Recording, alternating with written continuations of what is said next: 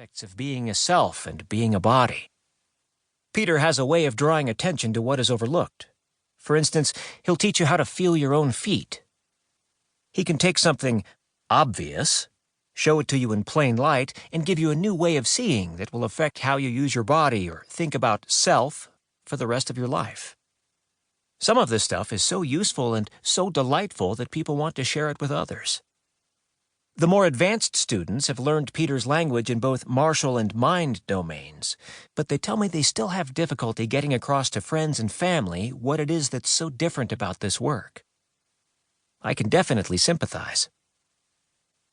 My friends and family tend to be more artistic than athletic, but like anyone, they have injuries and strains and emotional issues to deal with. Some of the insights produced by Peter's way of shifting our perspective seem to me like little jewels, especially the ones that are helpful in healing the body or calming the mind. Naturally, I've wanted to share these with my people, but it has always required something like translation. My best guess is that all the Zen consciousness work that makes Peter's approach so special may also have made it harder for him to communicate to people outside a workshop setting.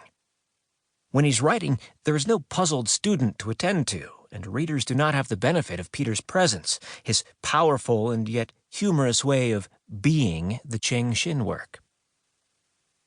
After a short time with Peter, I got the idea of a simple, pared-down version of his body-being work. A useful little book that I could give to a family member with back pain or a friend with emotional stress, or even something an apprentice might share with his wife to help explain why he's planning to live in the Cheng Shin dojo for 7 months. Some kind of prequel to Principles would certainly be helpful for the Tanzanian. Of course, I would leave out the consciousness work and just focus on the body. That idea makes me laugh now because I understand that what makes the body-being work so uniquely powerful is the way it includes those barely cognized places where mind and body intersect.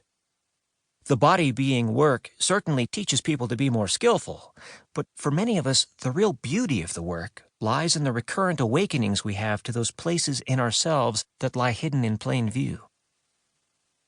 Anyone who makes an honest attempt to go where Peter points them is likely to experience something of a dawning or small epiphany regarding the nature of being a body. To explain this event, I often compare it to the sensation of viewing one of the magic eye holographic images that contain a hidden picture. Peter invites a certain way of looking, of relaxing our hold on the topical view that we're so accustomed to. There's a sense of discomforting uncertainty, but then the view shifts and, pow, we get it. Experiencing one of these awakenings is often accompanied by a sense that it's yours to keep, one of the little jewels. To Peter, many of these are relatively insignificant, but for a lot of people, these small shifts represent the beginning of a new way of relating to their own bodies and selves. At times, throughout the project of translating this book, I've had a sense of trying to pull Einstein back to teach a course in basic math. Part of my job has been to try to let Peter know what ordinary people will value, and also what we won't understand.